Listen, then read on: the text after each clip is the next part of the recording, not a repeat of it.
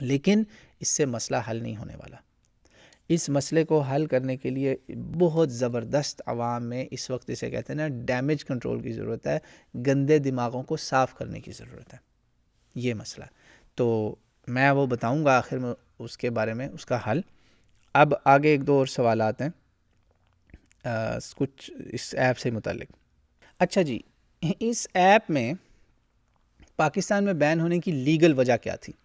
جی legal وجہ یہ تھی کہ پاکستان ایک ہے مسلمان ملک، الحمدللہ کافی ٹوٹا پھوٹا پاکستان بھی باقی جگہوں سے بہتر ہے.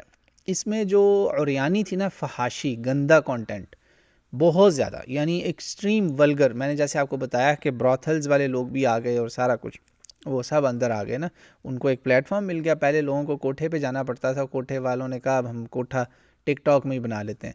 اس کو دیکھا دیکھی بہت نوجوان نسل برباد ہوئی. تو انہوں نے کہا جی اس قسم کا جو کانٹینٹ ہے نا جو بالکل ہی غلیظ ہے اس کو ریموو کیا جائے. ٹک ٹاک کمپنی کو یہ کئی عرصے سے 2 سال سے پیچھے پڑے ہوئے تھے، 2-3 سال سے. دے ڈڈ ناٹ کیئر، انہوں نے نہیں سنا. یہ تھی لیگل وجہ.